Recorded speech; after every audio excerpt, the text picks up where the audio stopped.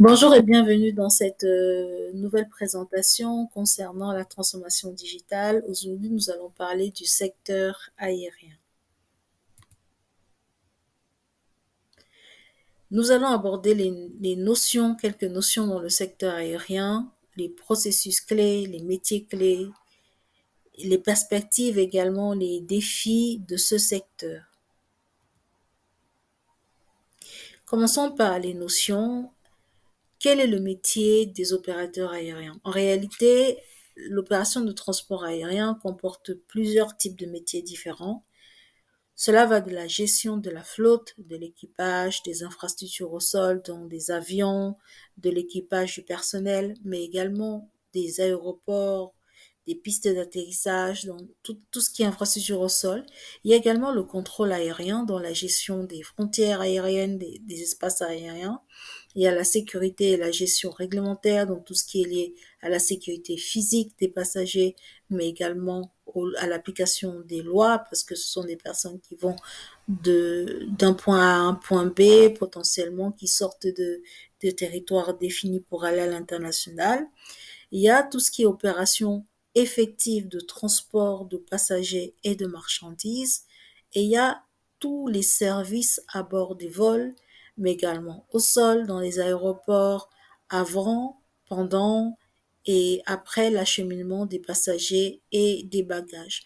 Donc, comme vous pouvez vous en douter, c'est un secteur qui nécessite des forts investissements parce que les coûts sont assez élevés et surtout qui nécessitent le concours des autorités locales.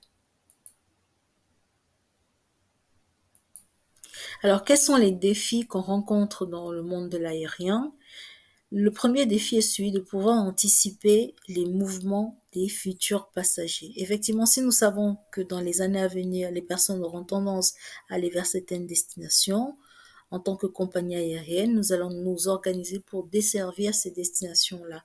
Mais il y a également à rentabiliser tout ce qui est flotte, services, infrastructures et enfin s'assurer de la sécurité des passagers et également des marchandises transportées.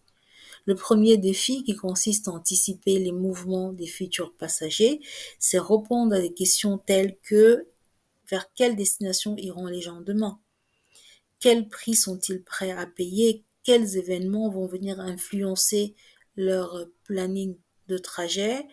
Quels sont les services minimaux qu'on peut proposer à un client à un certain niveau de tarif et quelles sont les contraintes légales qui sont associées à certaines destinations, à certaines opérations de transport, etc.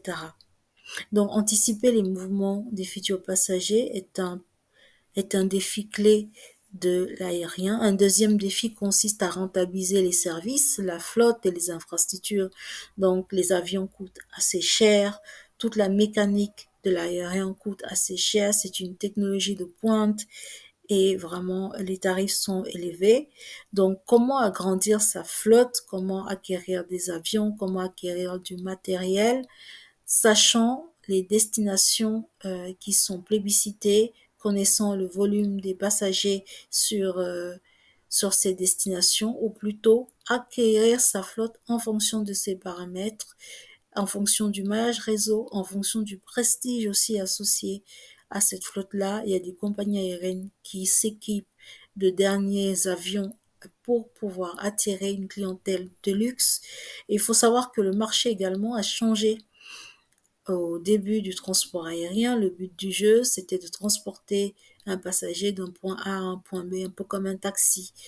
Aujourd'hui, il faut apporter de nouveaux services aux passagers. Il faut que pendant qu'ils voyagent, ils puissent accéder au repas, qu'ils puissent accéder aux films, à la musique, mais également que les salles d'attente, les espaces d'attente dans les aéroports soient équipés, qu'il y ait du Wi-Fi, etc. Donc tous ces services-là, aujourd'hui, l'idée, c'est de vraiment mettre à disposition du voyageur tous les services de confort possible et imaginable pendant son trajet. Mais demain, on ira plus loin, car demain, l'idée, c'est de pouvoir organiser tous les trajets d'un passager le long de sa vie. En fait, un passager sera fidèle à une ou plusieurs compagnies et le but du jeu, ce sera qu'il se réfère toujours à cette compagnie-là pour aller de chez lui à finalement chez lui dans une autre destination.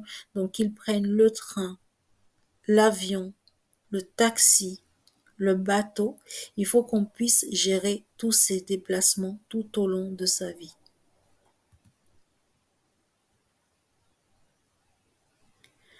Enfin, comme défi important, il y a garantir la sécurité. On prend un vol, on monte dans un avion, on monte dans les airs, il faut qu'on arrive à destination et il faut que les compagnies aériennes et toutes les compagnies autour respectent tous les protocoles et les procédures de sécurité, les standards internationaux, toutes ces contraintes qui vraiment garantissent la sécurité des passagers et des marchandises. Alors, à partir des défis des compagnies aériennes, on peut deviner les métiers clés, hein. Les métiers clés consistent à recruter toujours plus de clients, de les fidéliser également parce que l'avion, très peu de gens prennent l'avion dans le monde. Finalement, moins de 15% des gens voyagent par avion. Et donc, c'est un produit de luxe. Mais l'idée, c'est que prendre l'avion devienne un service de masse. Et donc, il faut pouvoir attirer toujours plus de clients à des tarifs différents selon les destinations proposées. Il y a la gestion des infrastructures, donc la flotte, mais également les infrastructures au sol, on en a parlé précédemment.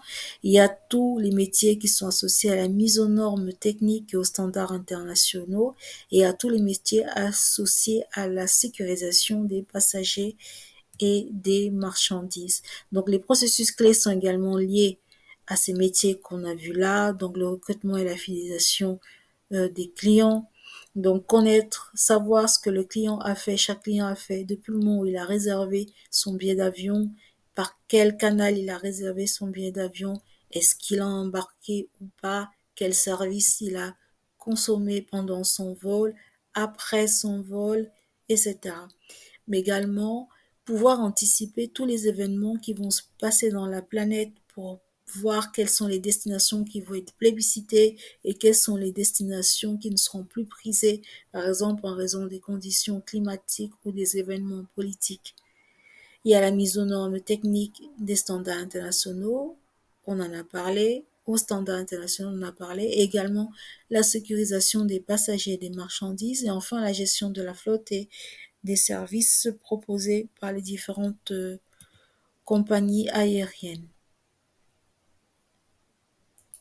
Alors, comment la digitalisation impacte les services dans l'aérien et les produits dans l'aérien? La première chose, c'est connaître son client. Donc, avoir le maximum d'informations concernant son client et pouvoir exploiter, pouvoir anticiper le rendement de chaque trajet, pouvoir anticiper également les coûts et comme ça, on peut mieux déployer la flotte. Ce sont tous les services digitaux, tous les processus optimisés autour, tous les outils informatiques autour du revenu management qu'on appelle également le yield management, c'est-à-dire à partir de l'historique des vols, à partir des informations collectées sur les clients, on peut anticiper les destinations, on peut connaître les destinations plébiscitées dans le futur et anticiper les volumes de passagers et de marchandises dans le réseau d'un point A à un point B sur toutes les destinations futures.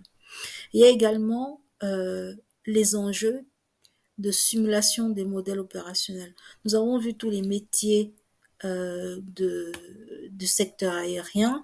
La question pour les compagnies aériennes aujourd'hui, c'est de savoir si elles vont plutôt être des simples opérateurs de transport, ça veut dire des compagnies qui déplacent d'un point A à un point B des passagers et des marchandises, si elles vont fournir des services, équipements, équipage, services multimédia, euh, réparation de la mécanique, etc.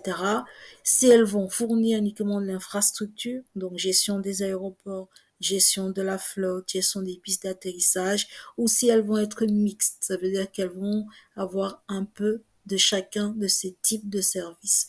Donc, l'informatique, la digitalisation peut aider à construire des modèles opérationnels justement correspondant à chacun de ces types, on va dire, d'opérateurs et après vérifier, simuler le modèle et vérifier les résultats pour mieux aider une compagnie à se décider, savoir si elle va être un opérateur simple ou plutôt un fournisseur de services.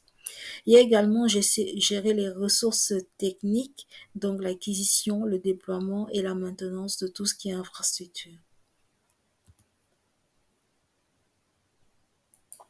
Alors, quelles sont les perspectives qui s'offrent dans le monde, qu'on retrouve dans le monde de l'aérien?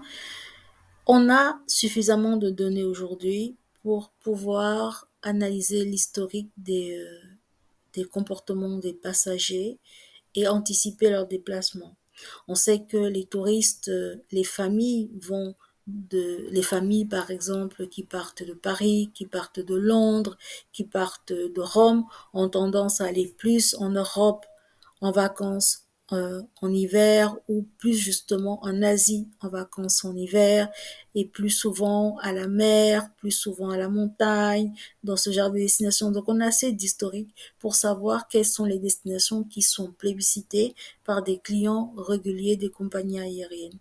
On a également la possibilité aujourd'hui d'être alerté en temps réel des événements climatiques, des événements politiques locaux qui arrivent dans les lieux de destination et les lieux de départ. Et enfin, on a la possibilité aujourd'hui d'effectuer des veilles réglementaires, donc de savoir qu'une loi arrive et comment elle va impacter le modèle opérationnel de la compagnie aérienne. Toutes les informations peuvent être, comment dire, rendues intelligibles par l'intelligence artificielle qui permettrait alors à ce moment-là de projeter les aspirations et les plans des clients, leurs souhaits de déplacement et d'anticiper la rentabilité associée à chaque trajet. Maintenant, comme on a vu précédemment, dans les perspectives, il faut se demander pour les compagnies aériennes aujourd'hui quel est le modèle le plus rentable. Un modèle rentable, c'est un modèle dans lequel on sait exactement ce dont on a besoin comme service, comme processus, comme procédure, les coûts que cela représente et si on peut anticiper le chiffre d'affaires et là, on peut donc aussi optimiser la rentabilité du modèle. Tout cela se fait seulement si on a informatisé les opérations et les processus internes au point de savoir qu'une destination A à B rapporte tant pour tel volume de passagers avec telle saisonnalité. Merci d'avoir suivi cette présentation. Je vous remercie et je vous retrouve dans le prochain module sur la transformation digitale. À très bientôt.